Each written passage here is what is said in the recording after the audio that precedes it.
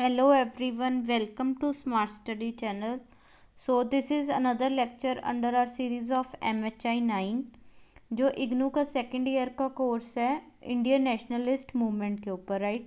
तो उसमें हम इम्पॉर्टेंट टॉपिक्स कवर कर रहे हैं एंड ये उसका सेकेंड लेक्चर है जिसमें हम देखेंगे नेशन एंड नेशनलिज्म। ठीक है, ये बहुत इम्पॉर्टेंट चैप्टर है। तो देखिए, जैसे MHI 9 का कोर्स स्टार्ट होता है, राइट, इंडियन नेशनलिस्ट मूवमेंट, तो बहुत इंपॉर्टेंट है कि हमें पता हो कि नेशन क्या होता है, नेशनलिज्म क्या होता है बेसिकली। तो इसको आज हम अच्छे से कवर करेंगे। बाकी इसमें इग्नू के बिना और भी सोर्सेज को रेफ़र किया गया है। तो ये आपके जो कॉम्पिटिटिव एग्ज़ाम्स हैं like UPSC, state civil services, UGC net, तो सबके लिए यूज़फुल रहेगी। ठीक है, तो चलो ये स्टार्ट करते हैं। सबसे पहले नेशन एंड नेशनलिज्म में एक इंट्रोडक्शन से। तो देखिए, जब इंट्रोडक्शन की बात आती है तो इंडियन नेशनलिस्ट मूवमेंट, अब जैसे हम बात करते हैं तो आपको पता है कि कैसे जो है नेशनलिज्म का राइज हुआ, राइट, ब्रिटिशर्स के अगेंस्ट। ठीक है, डिफरेंट फैक्टर्स वर्क करते हैं।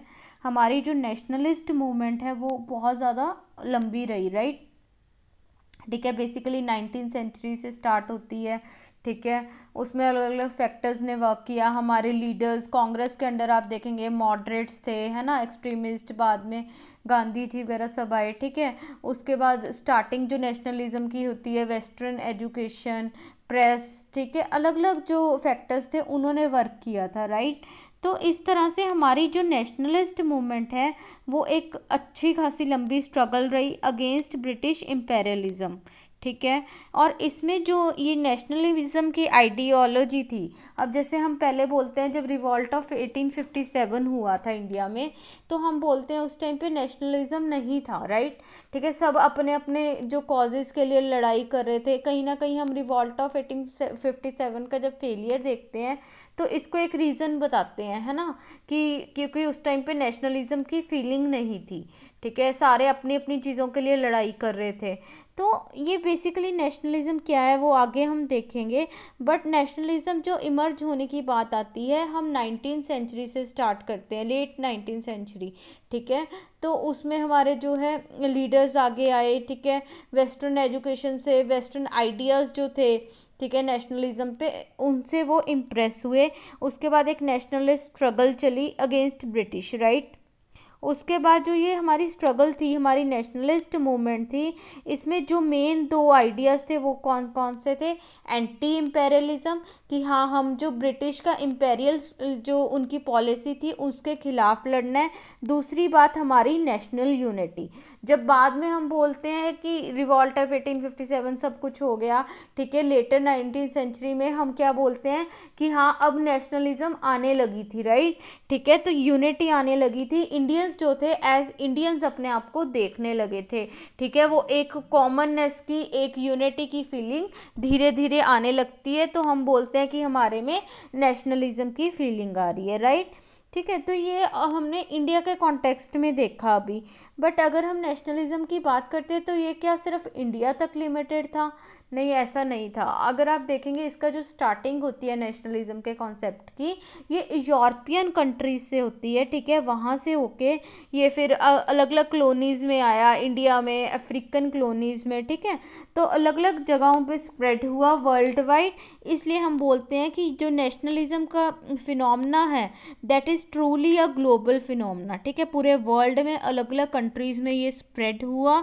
ठीक है, और ये जो नेशनलिज्म का आइडिया था, एक फिनोमेना था, ये बहुत अच्छे से, ठीक है, वर्ल्ड लेवल पे ये वर्ल्ड की पॉलिटी को इसने इन्फ्लुएंस किया। ठीक है, एक बिलीफ सिस्टम, ठीक है, नेशनलिस्ट मूवमेंट जैसे हमारे इंडिया में हुई, अलग अलग कंट्रीज़ में ऐसे हुई थी।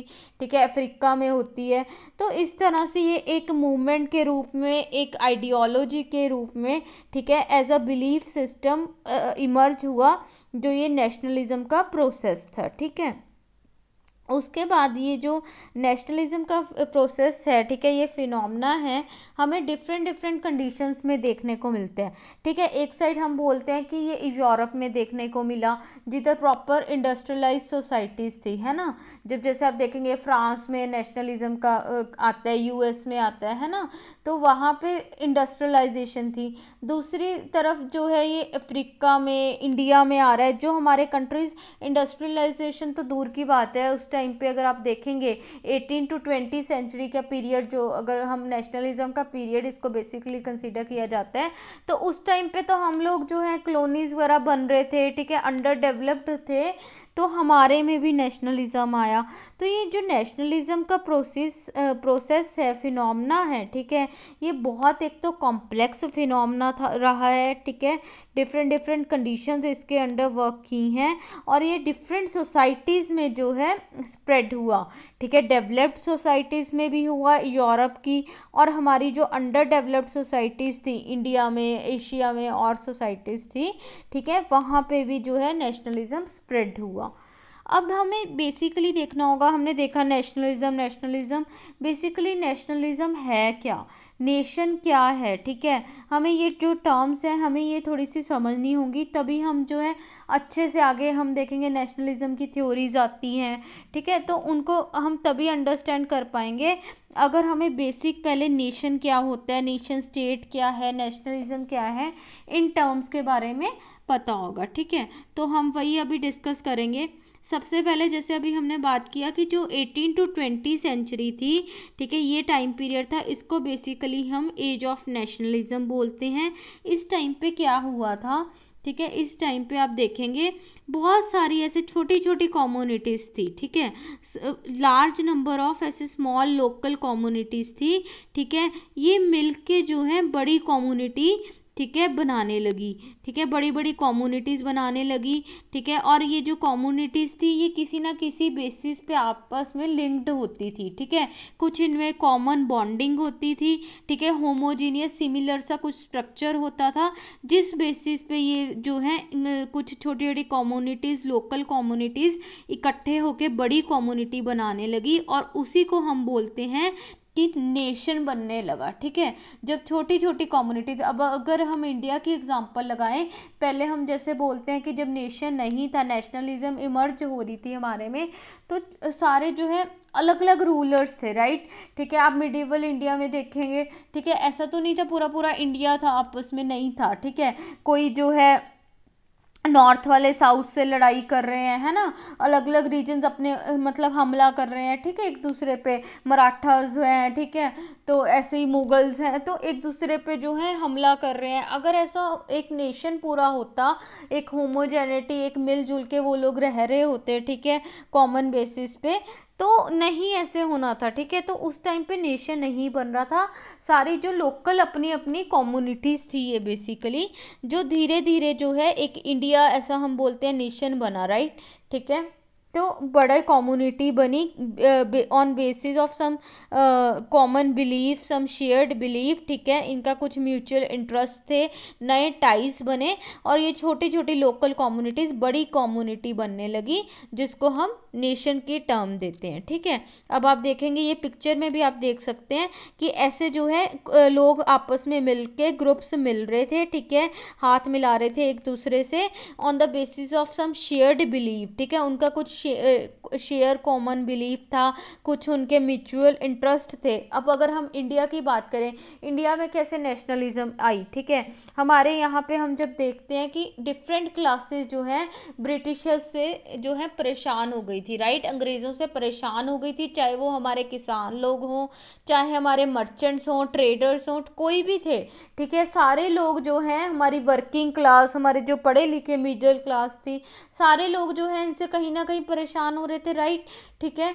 तो ये क्या था, एक कॉमन इंटरेस्ट था उनका कि हाँ हमें ब्रिटिशर्स को इंडिया से भगाना है, ठीक है, ये हमें एक्सप्लॉइट कर रहे हैं। तो इस तरह से किसी ना किसी बेसिस के ऊपर कुछ कॉमन उनके इंटरेस्ट थे, नए टाइज बनते हैं बिटवीन द छोटी छोटी लोकल कम्युनिटीज़, ठीक है, और वो बड़ी कम्युनिटी बनती है जिसको हम बोलते हैं नेशन।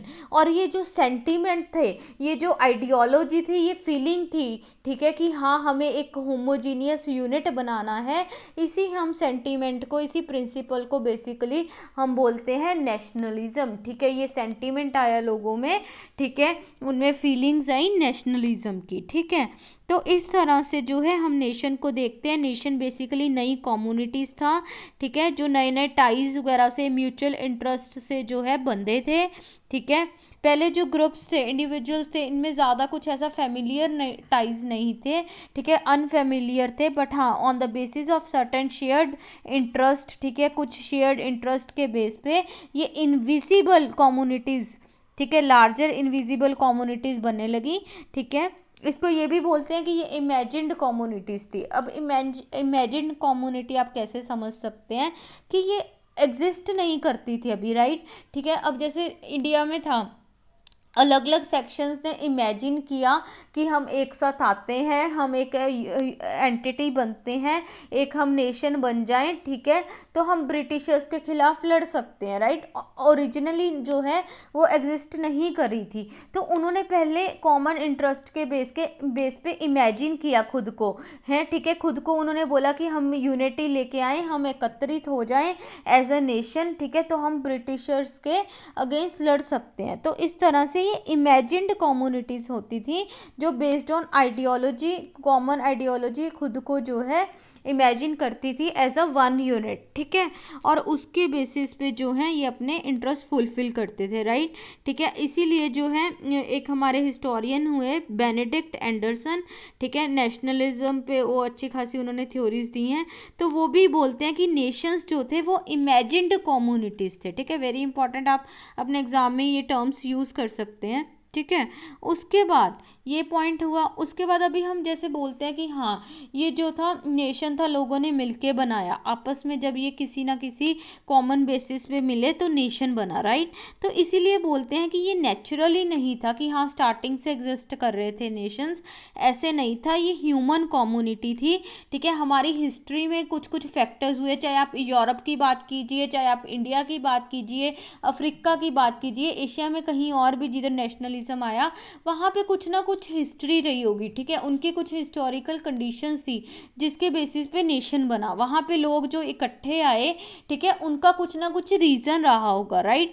तो ये हिस्ट्री के थ्रू, हिस्ट्री में बने नेशंस। ठीक है, पहले से ऑलरेडी ये नहीं था कि हाँ स्टार्टिंग से हिस्ट्री में एग्जिस्ट कर रहा था, ऐसा कुछ नहीं था, कुछ हिस्टोरिकल कंडीशंस ऐसी हुई जिन्होंने नेशन को जन्म दिया बेसिकली। ठीक है, ये हमारा नेशन की बात हुई। उसके बाद अगर हम बात करते हैं नेशन स्टेट की, राइट, नेशन स्टेट क्या है। अब देखिए नेशन आया, ठीक है, लोग इकट्ठे हुए, लोगों ने अब क्या डिसाइड किया कि अब जैसे हम इंडिया की एग्जांपल देखते हैं, हम बार बार इंडिया का कॉन्टेक्स्ट इसलिए देख रहे हैं क्योंकि हमें समझना ईजी होगा, राइट।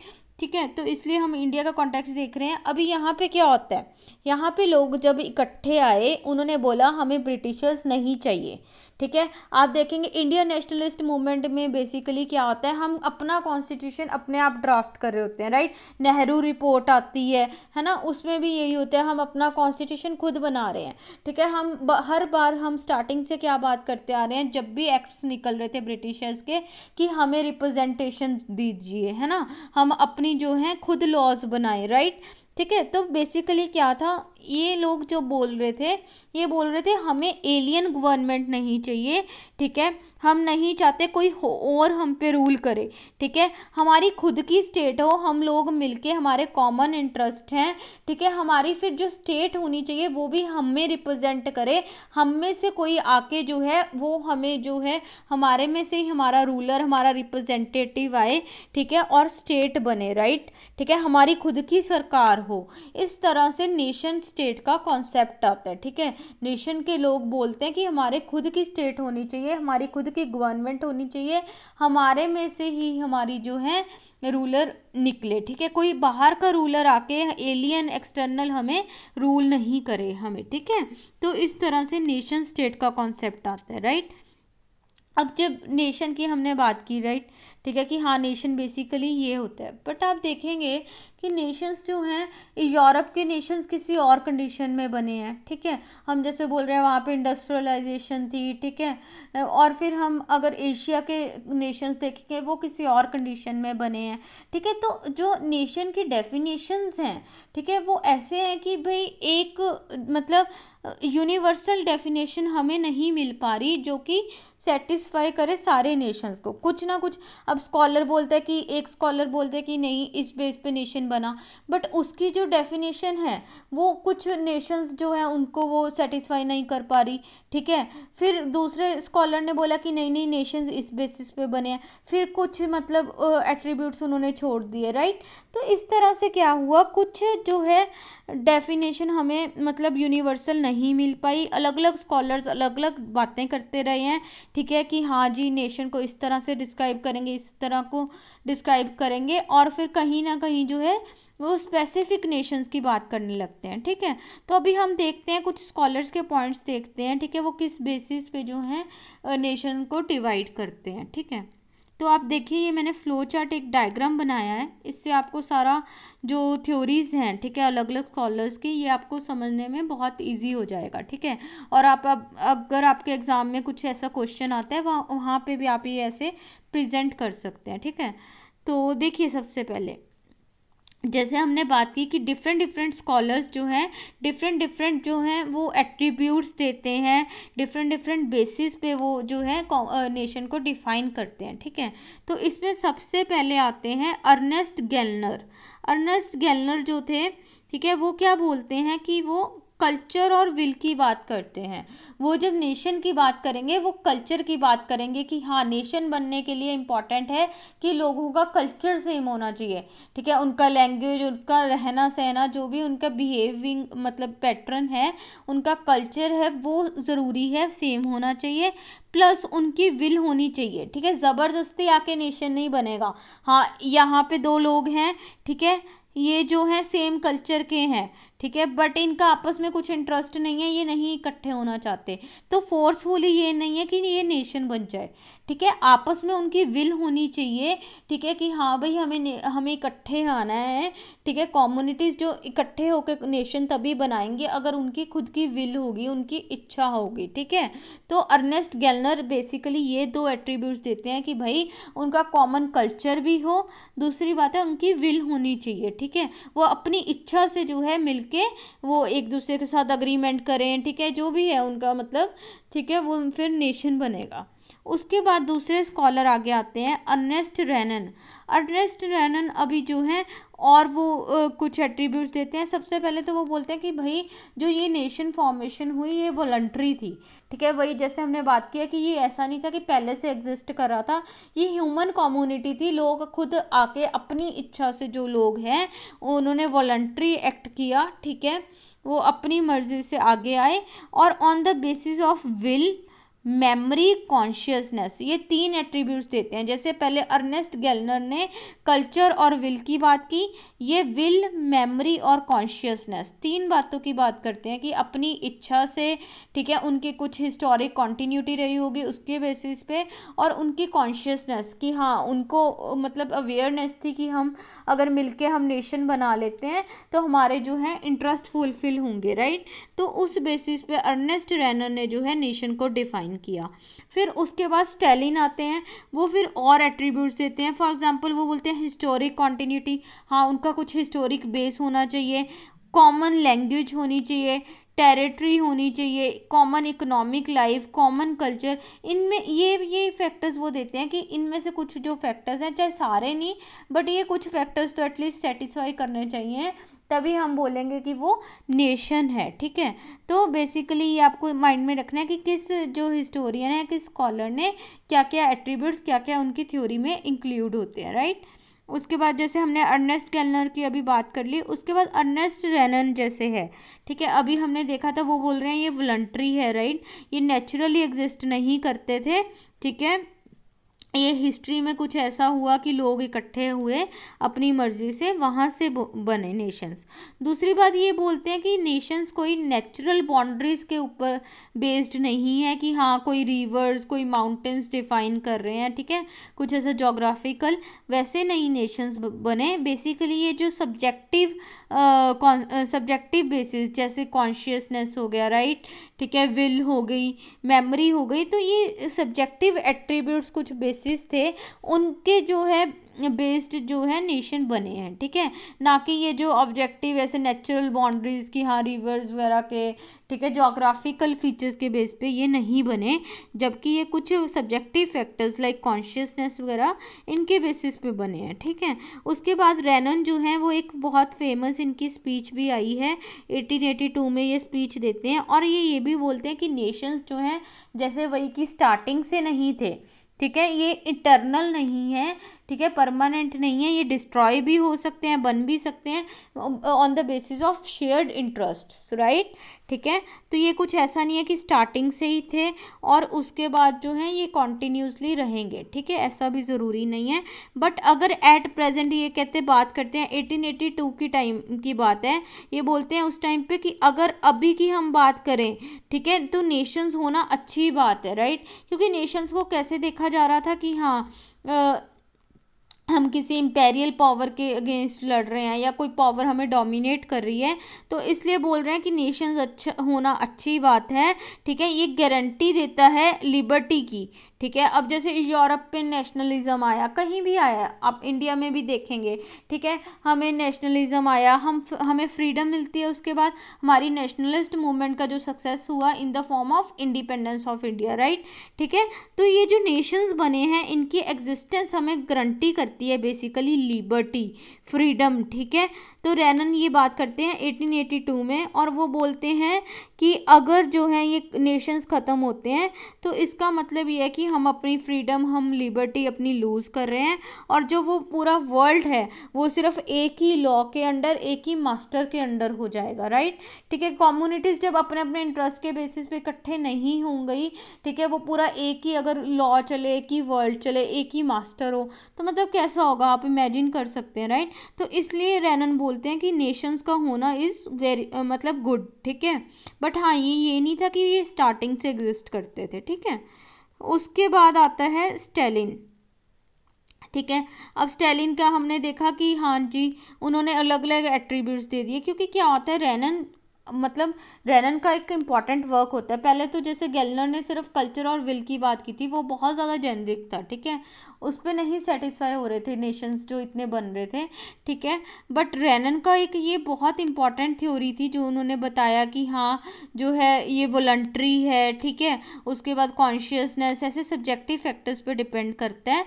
बट फिर भी ये क्या होता है, ये बहुत ज़्यादा जेनरिक हो जाता है और कई बार ये ऐसे नेशंस को, मतलब ऐसे कंट्रीज़ वगैरह, ऐसे रीजन्स को भी इंक्लूड, कम्युनिटीज़ को इंक्लूड कर लेता है जो नेशन नहीं भी होते, ठीक है।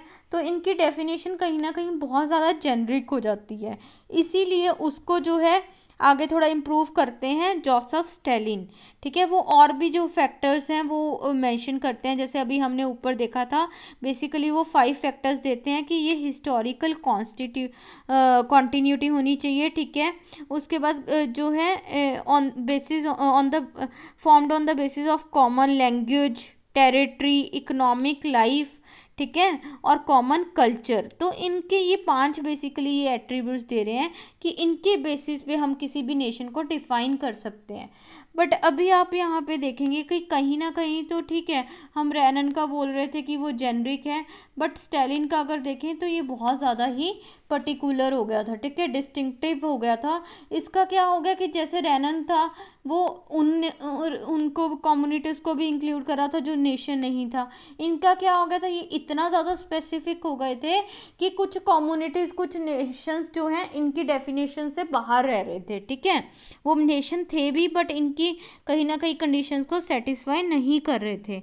तो इस तरह से ये होता है कि हाँ वैसे ये इंपॉर्टेंट थी डेफिनेशंस, बट कहीं भी हमें एक यूनिवर्सल डेफिनेशन, ठीक है, वो नहीं मिल रही थी, ठीक है, कुछ ना कुछ मिसिंग रह रहा था।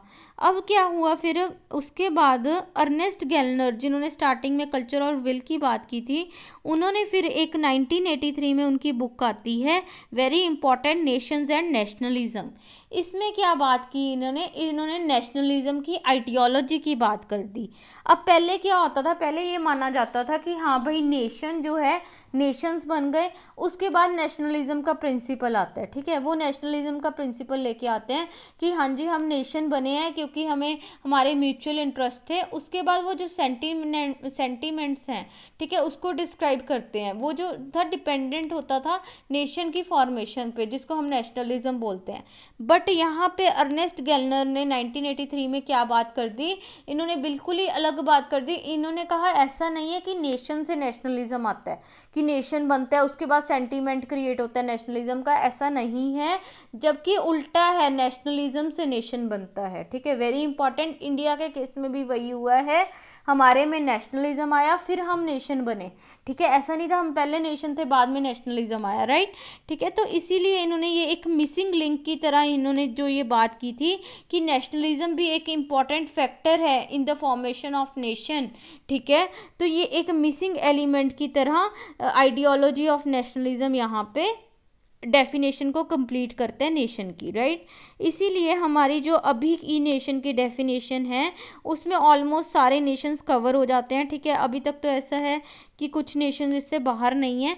तो ये डेफिनेशन अभी क्या है फाइनली, ये सारे जो अब एलिमेंट्स हैं, ऑब्जेक्टिव एलिमेंट, ठीक है, जो स्टैलिन ने दिए, उससे पहले जो सब्जेक्टिव एलिमेंट रेनन ने दिए थे, राइट, और अभी गेलनर ने जो आइडियोलॉजिकल एलिमेंट दिया नेशनलिज्म का, ये सबको कंबाइन करके बनती है, ठीक है। तो ये क्या बोलती है, by nation we refer to a large anonymous human community that is brought together by subjective features such as will, consciousness and memory, objective features such as historic continuity, common language, territory, economic life and common culture, and ideological features such as nationalism, ठीक है। तो very important, इसने अभी तीनों जो elements हमने अभी discuss करे, ठीक है, सब्जेक्टिव, ऑब्जेक्टिव एंड आइडियोलॉजी, इन तीनों को जब हम कंबाइन करते हैं तब हमारे नेशन की एक प्रॉपर जो डेफिनेशन बनती है, ठीक है। तो ये हुआ, हमने देखा नेशन को, राइट, अच्छे से डिटेल में। उसके बाद जो नेशनलिज्म है, नेशनलिज्म बेसिकली वही है, ठीक है, जो इंसिस्ट करता है कि हाँ जो नेशन है और स्टेट है, अब नेशन स्टेट की जैसे बात करते हैं, तो नेशन है और स्टेट है ये आपस में कॉन्ग्रुएंट रहे, हार्मनी में रहे, ठीक है। जो स्टेट है, ठीक है, वो लोगों का रिप्रेजेंटेटिव हो। तो ये सारी जो फीलिंग्स हैं, ये सेंटिमेंट्स हैं, बेसिकली वो नेशनलिज्म को दर्शाती हैं, ठीक है, नेशनलिज्म को रिप्रेजेंट करती हैं। तो ये हमने अच्छे से अभी कवर किया है कि नेशन क्या है, डिफरेंट डिफरेंट नेशन के कॉन्सेप्ट्स, उसके बेस पे नेशन, स्टेट और नेशनलिज्म को देखा, राइट। अब हम यहाँ पे ये लेक्चर को ख़त्म करेंगे। इसके बाद नेक्स्ट लेक्चर में हम इसी को कंटिन्यू करते हुए थ्योरीज ऑफ नेशनलिज्म देखेंगे, ठीक है, नेशनलिज्म को कैसे डिफाइन किया, उसके बेसिस पे कौन सी थ्योरीज आती हैं, ठीक है। अब जैसे नेशनलिज्म आप देखेंगे, हम 18 to 20 सेंचुरी का पीरियड नेशनलिज्म का बोलते हैं, बट क्या उससे भी पहले नेशनलिज्म था, क्या क्या फैक्टर्स वर्क किए नेशनलिज्म में अलग अलग कंट्रीज़ में, राइट, अलग अलग रीजन्स में। तो उसके लिए भी डिफरेंट डिफरेंट थ्योरीज हैं, वो हम नेक्स्ट लेक्चर में अच्छे से कवर करेंगे, ठीक है। तब तक आप ये अच्छे से रिवाइज कर सकते हैं और नेक्स्ट लेक्चर में हम इसको कंटिन्यू करेंगे। तो चलिए फिर मिलेंगे नेक्स्ट लेक्चर में। Till then thank you, bye bye.